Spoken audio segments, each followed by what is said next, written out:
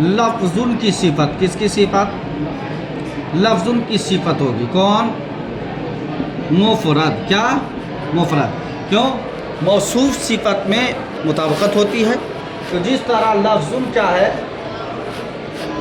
मरफू है, उसी तरह मुफरदुन भी क्या होंगे? मरफू होंगे। अब माना क्या होगा? जब लफ्ज़ की सिफत मुफरद को बनाएंगे तो क्या माना होगा? तो कहा जाएगा कलमा ऐसा लफ्ज़ मुफरद है, कलमा ऐसा लफ्ज़ मुफरद है, माने फ़र्क हो जाएगा। कलमा ऐसा लफ्ज़ मुफरद है जो वज़ा किया गया हो किसी माने के लिए, किसी माने के लिए। अच्छा, मुफरदन क्यों है नहीं? तो कहा मुफरदन इसलिए है कि ये वज़िआ में जो ज़मीर है, क्या है? वज़िआ में जो ज़मीर है उससे हाल वाक़े है। क्या वाक़े है? हाल है नहीं? मुफरदन हो जाएगा। क्या हो जाएगा?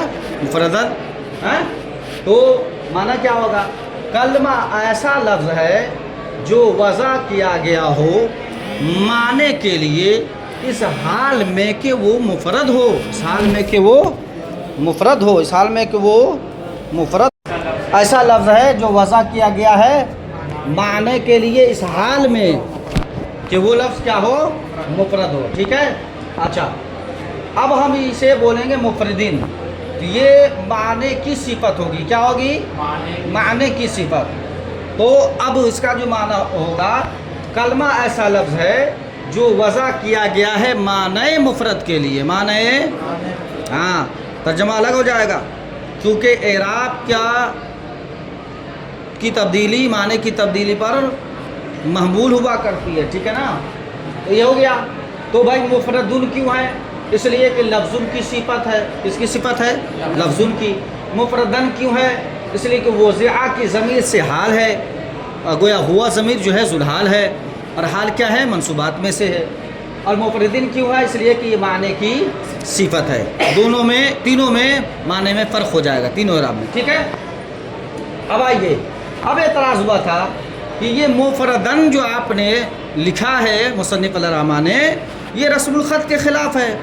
मुफरदन जब भी लिखा जाएगा दो ज़बर के साथ, तो वहाँ अलिफ के साथ लिखा जाता है। किसके साथ? अलिफ के साथ लिखा जाता है। लेकिन यहाँ पर क्या है? अलिफ नहीं है। तो उसका जवाब दिया गया कि भाई साहब, उस वक्त अलिफ के साथ रस्मुल ख़त आता है जिस वक्त सिर्फ एक ही एराब हो, जिस वक्त सिर्फ एक ही एराब हो।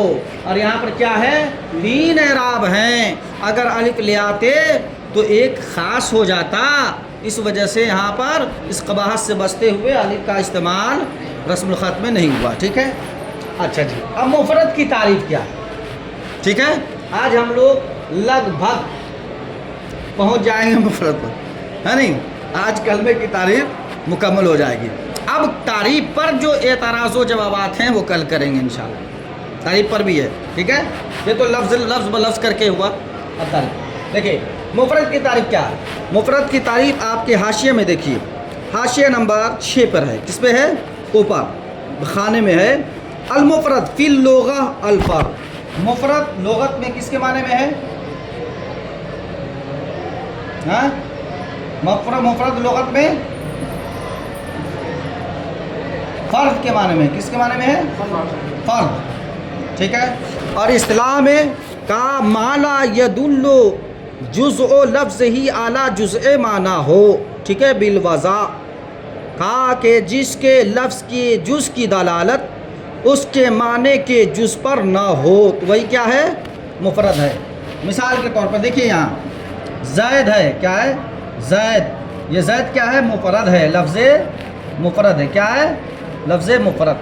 ज़ैद क्या है? लफ्ज़ मुफरद। अब देखिए, लफ्ज़ मुफरद का जो जुज़ है ज़ा, जैसे ज़ा, ठीक है, ये एक जुज़ है। या ये एक जुज़ है।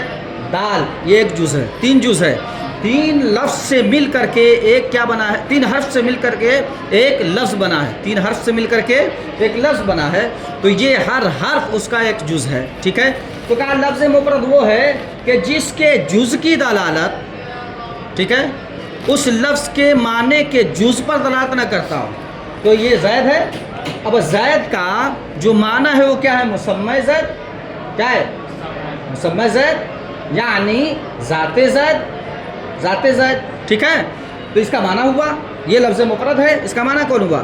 ذات زید. اسی کے لیے وضع ہے.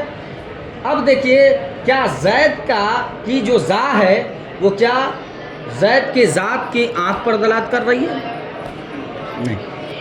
زید کی جو یا ہے، زید کی جو یا ہے، کیا وہ یا کسی زید کے بدن کے کسی حصے پر دلالت کر رہی ہے؟ نہیں. اسی طرح دال وہ کسی پر دلالت کر رہی ہے؟ نہیں.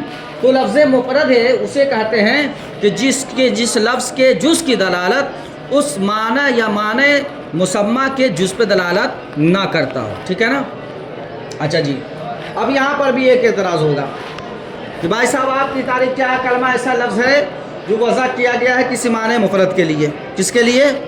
معنی مفرد کے لیے. تو اب تو بسا اوقات ایسا ہوتا ہے کہ ایک لفظ کے لیے وضع ہے، معنی کے لیے نہیں ہے، لفظی کے لیے. جیسے اب بولتے ہیں فعل. کیا بولتے ہیں؟ فعل. تو اس سے کیا سمجھتے ہیں آپ؟ لفظ فعل سے کیا سمجھتے ہیں؟ جتنے بھی افعال ہیں. نہیں. جیسے ضربہ، نصرہ، کرما، حسیبہ، یہ سب کیا ہے؟ فعل ہے. تو گویا فعل لفظ تو ہے، ٹھیک ہے، لیکن کیا یہ اپنے معنی کے لیے وضع ہے؟ نہیں، بلکہ یہ فعل بولا جاتا ہے کس پہ؟ فعلی پہ. اسی طرح لفظ اسم جب بولیں گے تو زید، بکر، عمر، خالد. اسی طرح جب بولیں گے حرف تو یہ بھی موضوع کس کے لیے ہے؟ من، الا، حتی، با وغیرہ کے لیے. ٹھیک ہے.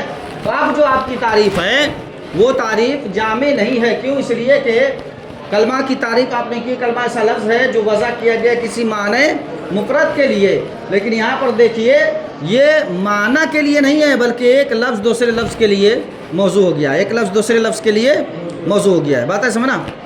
اچھا، تو کہا جی اس کا جواب کہ یہ مفرد جو ہے نا یہ عام ہے. مفرد کیا ہے؟ یا کہہ لیجئے لفظ عام ہے. کیا ہے؟ لفظ عام ہے، خواہ وہ حقیقتاً ہو یا حکایتاً ہو. خواہ حقیقتاً ہو یا حکایتاً ہو. ہم نے کیا کہا؟ لفظ کلمہ ایسا لفظ ہے جو وضع کیا گیا کسی معنی کے لیے. اب وہ معنی خواہ اس لفظ کا حقیقی ہو یا حکمی ہو. حقیقی ہو یا حکمی ہو. یہاں پر حقیقی تو نہیں ہے لیکن سب حکماً سب کیا ہے؟ معنی میں داخل ہے. ٹھیک ہے نا؟ ٹھیک. تو ہم نے گفتگو کر دی اس پہ. ٹھیک ہے. اب ہم لوگ آگے چلیں گے جو کلمہ کی تقسیم ہے.